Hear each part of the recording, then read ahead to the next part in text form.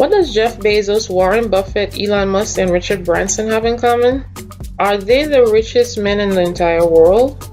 Probably not, but we're going to find out who in this episode of The Empires of Sub-Saharan Africa, your guided notes 3.1. So let's go.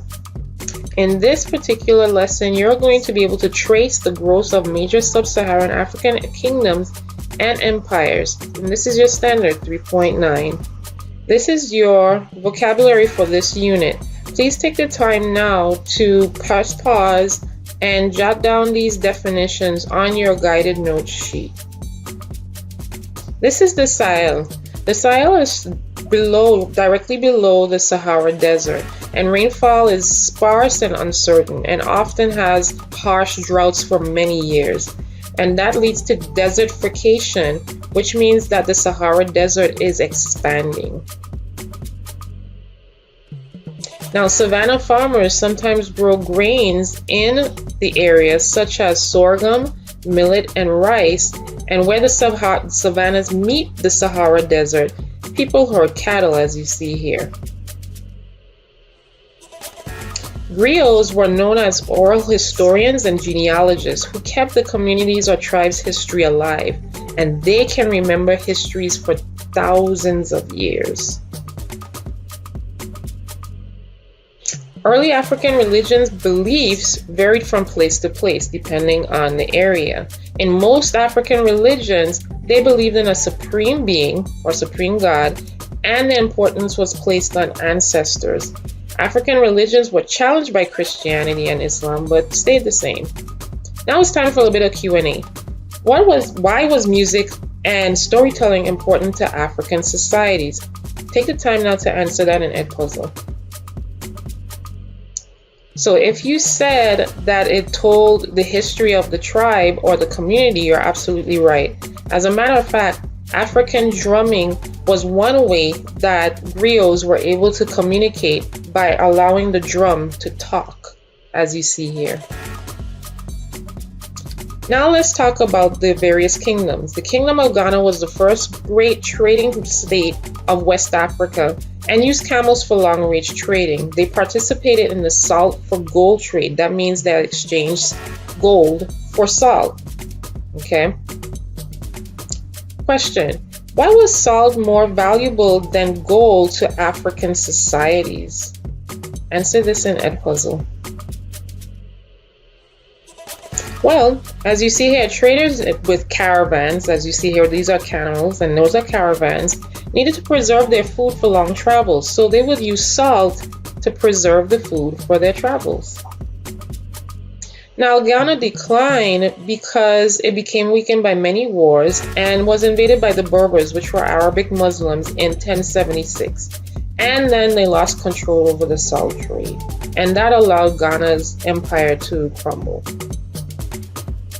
Let's talk about the Kingdom of Mali, which came second and grew even further. Sundiata Keita defeated Ghana and became the founding father of the Kingdom of Mali. They continued the salt for gold trade as well.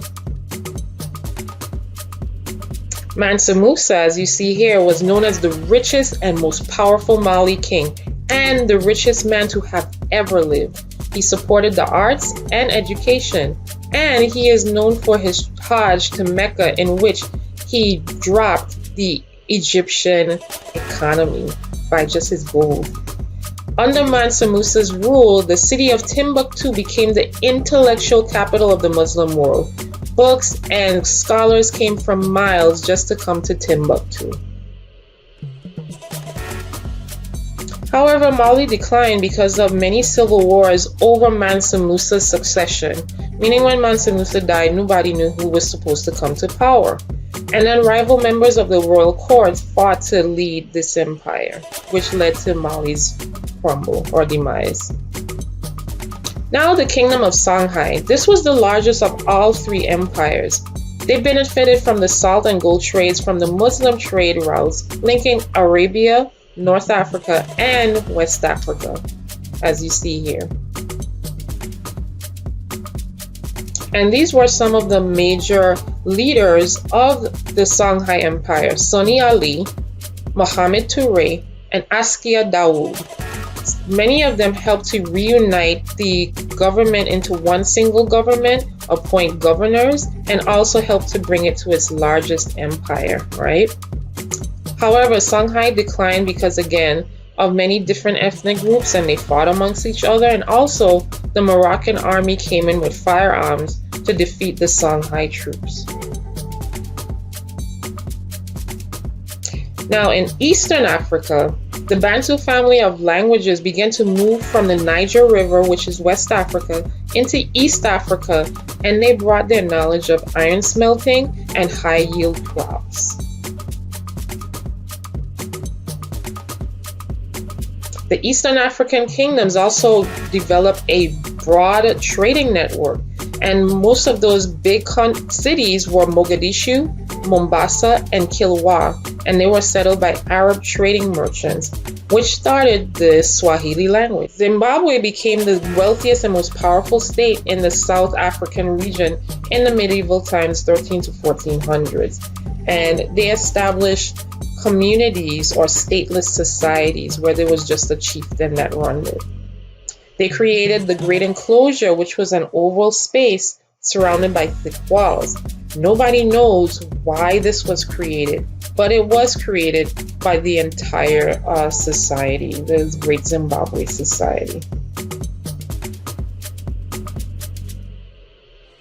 Now, Great Zimbabwe declined or fell, but nobody knows why.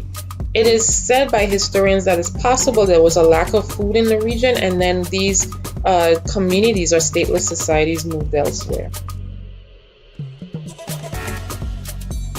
Now it's time to apply it.